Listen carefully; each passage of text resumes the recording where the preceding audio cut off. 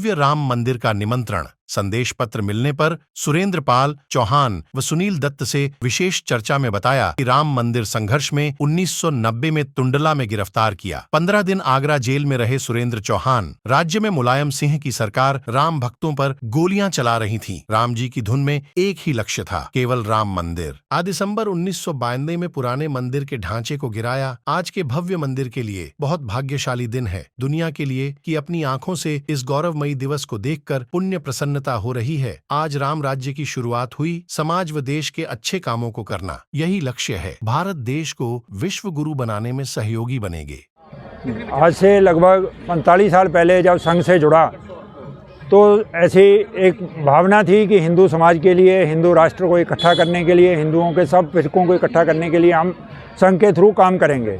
उसी वक्त चलते चलते बीच में एक पड़ाव आया 1985 में, जब विश्व हिंदू परिषद द्वारा, जो संघ द्वारा स्थापित एक संगठन था, उसके द्वारा एक समिति बनाई गई, राम जन्मभूमि मुक्ति समिति। उसमें से जब हम समाज के विभिन्न स्थानों पर, लोगों के घरों पर, दुकानों पर स्टिकर लगाने जाते थे कि राम जन्मभूमि मुक्त हो, तो लोग मजाक उड़ाते थे।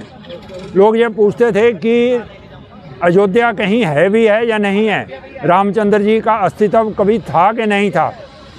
तो उनसे बताया गया, उनको समझाया गया और बाद में आज हम इस स्थिति में पहुंचे हैं, सारे पड़ाव को निकालते हुए। बीच में लंबे संघर्ष हमारे बुजुर्गों ने भी किए, 500 साल हो गए, लेकिन हमारे जीवन में जो हमने संघर्ष किया 40-45 साल में, उसका ये परिणाम है कि आज हम मंदिर का निर्माण और उसमें रामलला जी की मूर्ति का प्राण प्रतिष्ठा को देख रहे हैं। लेकिन आज भी समाज की मानसिकता, समाज के विभिन्न वर्गों की मानसिकता में कोई ज़्यादा अंतर नहीं आया है।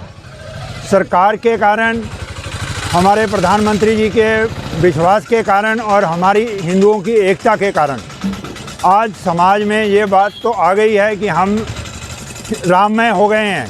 लेकिन आज भी एक वर्ग जो राम विरोधी है, जिन्होंने पहले भी राम सेतु के वक्त भी और बाकी समय में भी ये खलफिया बयान दिए थे कि राम कभी पैदा ही नहीं हुए, राम का अस्तित्व ही नहीं है। आज भी वो राम इस कार्यक्रम की प्रतिष्ठा कार्यक्रम के लिए निमंत्रण पत्र मांगते थे। जब उनको निमंत्रण पत्र दिए गए तो उन्होंने सार्वजनिक रूप से कहा कि हम यहाँ पर नहीं जाएंगे। ऐसे लोगों से मैं आपके चैनल के माध्यम से ये प्रश्न पूछना चाहता हूँ कि भाई साहब, आपने अगर जाना नहीं था तो निमंत्रण पत्र क्यों मांगते थे? और अगर मान लो कि आपको निमंत्रण पत्र मिल गया और अगर ऐसा ही निमंत्रण पत्र आपको किसी और मत से मिला होता, किसी इफ्तार पार्टी का मिला होता या किसी और चर्च का मिला होता, तो क्या आप पब्लिकली ये कह सकते थे कि हम नहीं आएंगे?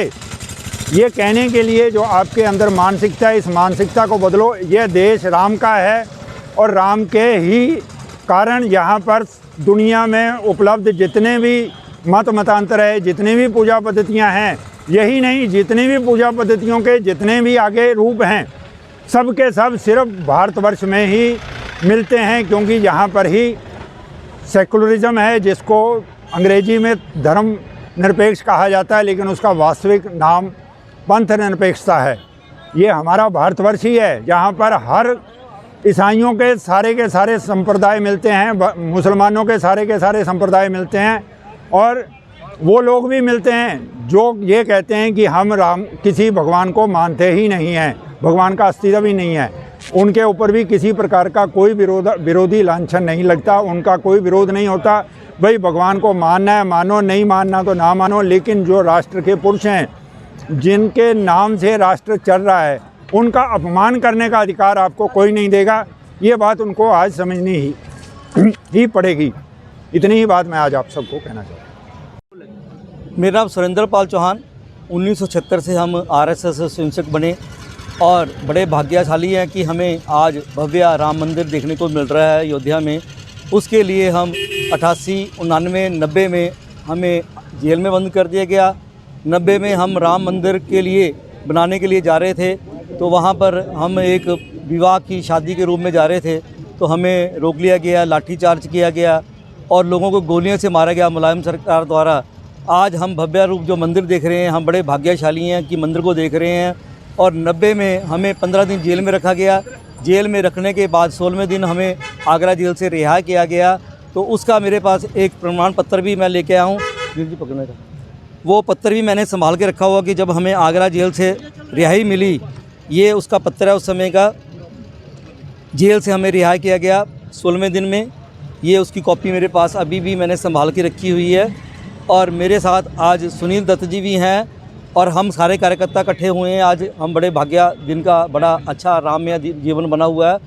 पहले हिंदुस्तान को सोने की चिड़िया बोला जाता था, आज ये सोने की चिड़िया ना बनकर हमारे प्रधानमंत्री के होते हुए पूरे दुनिया भर में ये सोने का बब्बर शेर बन गया है। आज दुनिया की निगाहें अच्छे काम के लिए भारत देश की तरफ हैं कि भारत देश ही गुरु, जिसको कहते हैं गुरु देश बन जाएगा और विश्व गुरु बनेगा और विश्व गुरु पूरी दुनिया का अग्रसर करके आगे बढ़ेगा। बाबर मस्जिद तोड़ा गया था तो राम मंदिर का किस तरह उद्घाटन किया गया? ऐसा है कि पहली बात तो वो एक हमारा मंदिर है, पुराना प्राचीन मंदिर था, हमने पुराना ढांचा गिराया, मंदिर का पुराना ढांचा गिरा के ही उसको राम मंदिर का आज भव्य मंदिर बन रहा है कि पूरी जल थल में राममय जीवन हो रहा है कि दुनिया भर में देखो राम के नाम से सारी दुनिया इकट्ठी हो गई है। और सनातन धर्म के जितने भी मत हैं और सनातन धर्म के मत अपने अपने रूप से अपने अपने काम में लगे हुए हैं। जो दुनिया को बताना चाहते हैं कि जो आरएसएस के लिए बोलते थे कि भी आरएसएस क्या काम करती है, अभी अभी पैदा हुई है। भैया आरएसएस ने पूरे विश्व भर में जल थल में दिखा दिया कि आरएसएस के प्रधानमंत्री, आरएसएस की मिनिस्ट्री ने जो सनातन धर्म को आगे बढ़ाने का काम किया है, सबसे प्रमुख काम किया।